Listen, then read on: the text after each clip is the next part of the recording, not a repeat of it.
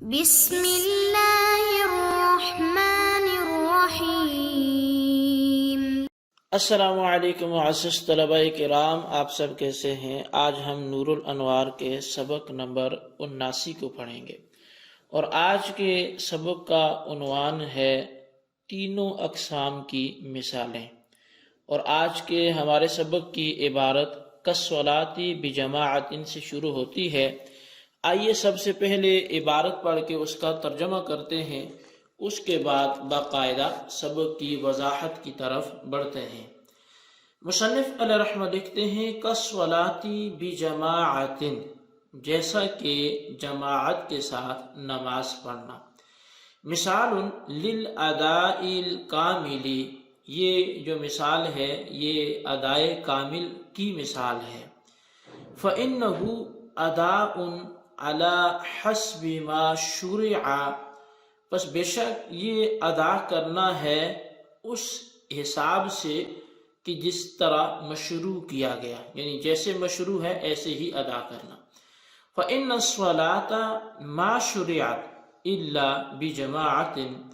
پس بے شک جو نماز ہے یہ تو شروع ہی نہیں کی گئی مگر جماعت کے ساتھ۔ لأن جبرائیل علیہ السلام علم الرسول علیہ السلام بالجماعت فی یومین، اس لیے کہ جبریل امین علیہ السلام نے رسول اللہ کو جماعت کے ساتھ دونوں دنوں میں نماز کی تعلیم فرمائی۔ والصلاۃ منفردا، اور تنہا نماز پڑھنا۔ مثال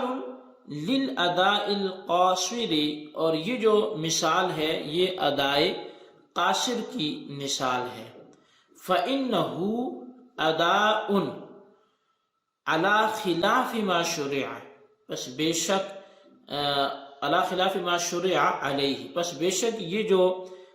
منفرد نماز پڑھنا ہے یہ ادائیگی تو ہے لیکن اس کے خلاف کہ جس پر اس کو شروع کیا گیا یعنی مشروع کیا گیا۔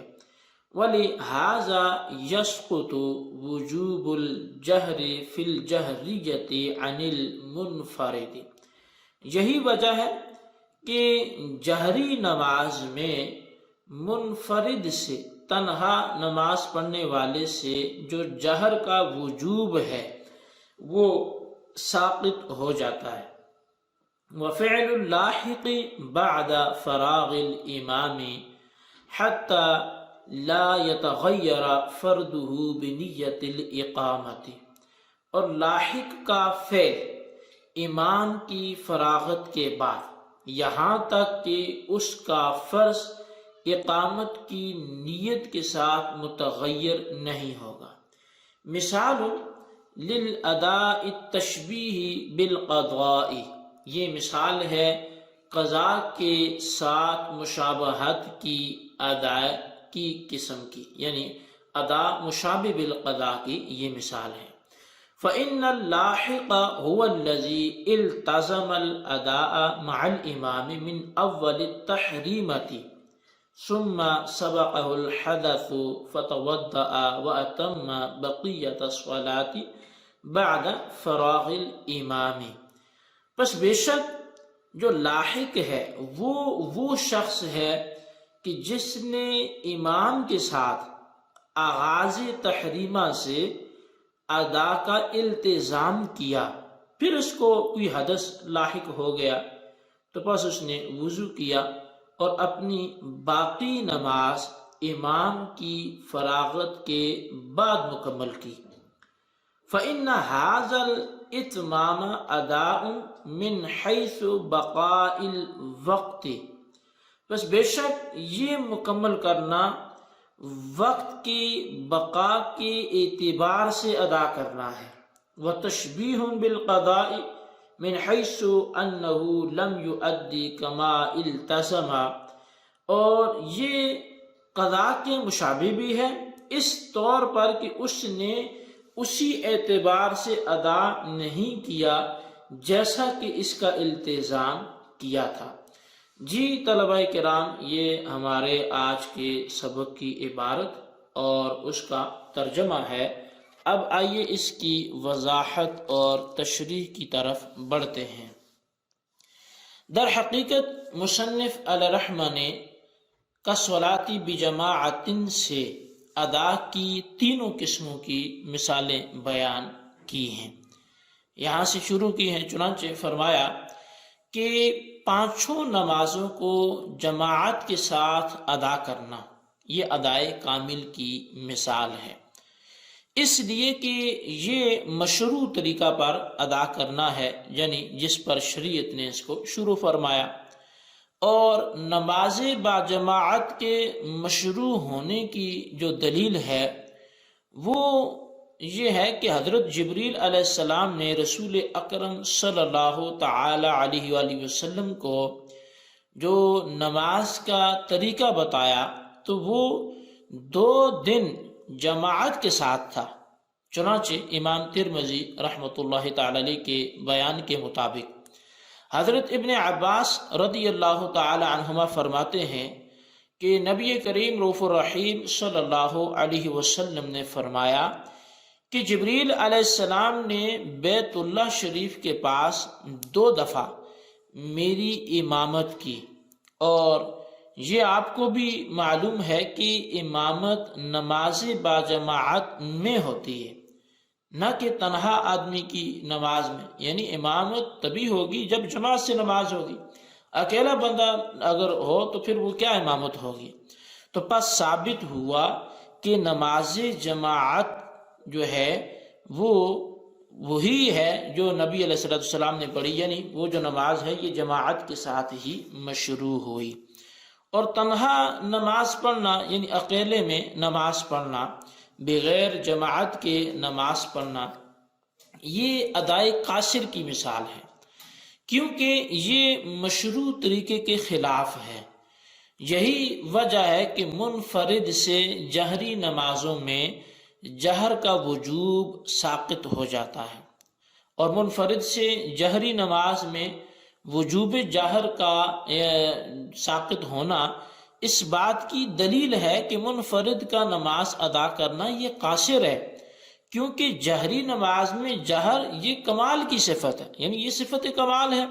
اور اس کی وجہ یہ ہے کہ جہری نماز میں اگر امام جہر ترک کر دے تو سجدہ سہو واجب ہوتا ہے،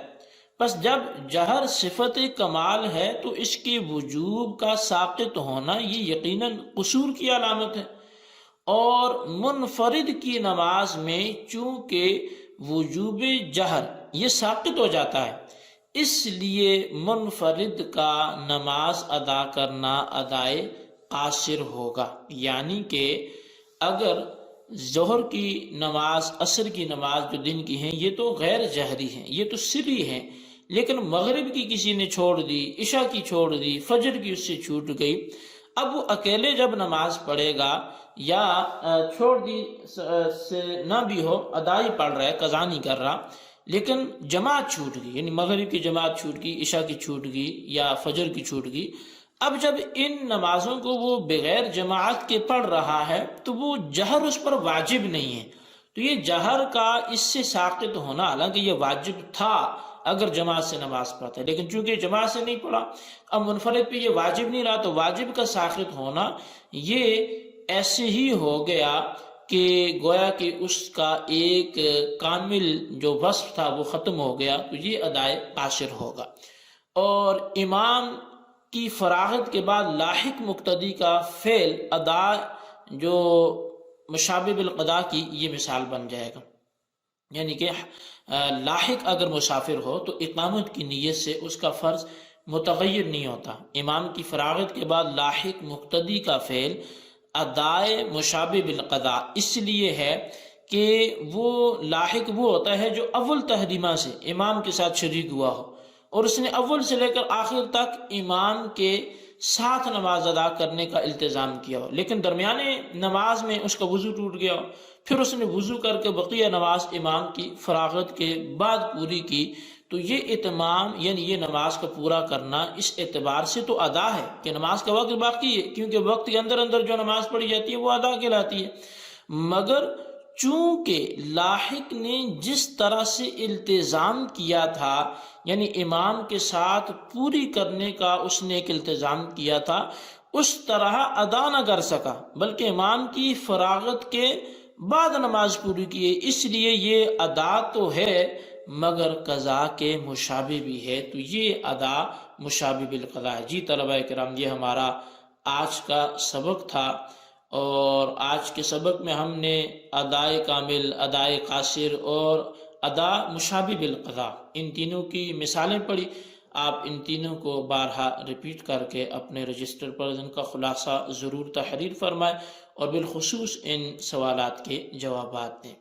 سوال نمبر 1 یہ ہے کہ ادائے کامل کی مثال بیان فرمائیں، اور سوال نمبر 2 یہ ہے کہ